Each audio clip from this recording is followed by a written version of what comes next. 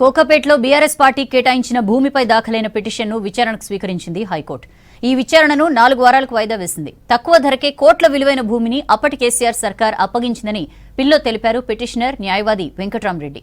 ప్రతివాదులుగా అప్పటి సీఎం కేసీఆర్ అధికారులను చేర్చారు. బీఆర్ఎస్ పార్టీ కార్యాలయం కోసం కోకాపేటలో 11 ఎకరాల స్థలం తక్కువ ధరకు కేటాయించడంపై హైకోర్టులో పిల్ దాఖలైంది. 1100 కోట్ల విలువైన భూమిని కేవలం 37 కోట్లకు కట్టబెట్టారని పిటిషన్లో పేర్కొన్నారు న్యాయవాది వెంకట్రామరెడ్డి. పిల్లో అప్పటి సీఎం కేసీఆర్, చీఫ్ సెక్రటరీతో పాటు ఉన్నతాధికారులను ప్రతివాదులుగా చేర్చారు పిటిషనర్.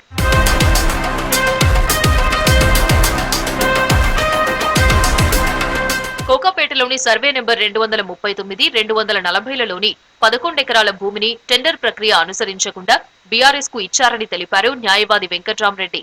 పిటిషన్ను విచారణకు స్వీకరించిన హైకోర్టు 4 వారాలకు వాయిదా వేసింది.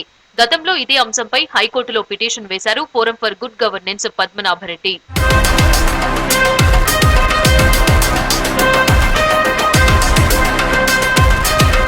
కోకాపేటలో కోట్ల విలువైన 11 ఎకరాల భూమిని గతేడాది తక్కువ ధరకే బీఆర్ఎస్ కు కేటాయించింది అప్పటి కేసీఆర్ సర్కార్.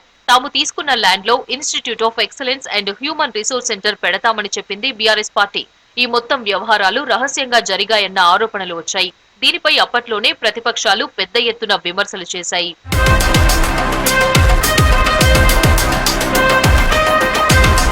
కోకాపేటలోని 239, 240 సర్వే నెంబర్లలోని 11 ఎకరాల భూమిని గతేడాది మే 16న సీసీఎల్ఏకు ప్రతిపాదించారు అప్పటి రంగారెడ్డి జిల్లా కలెక్టర్.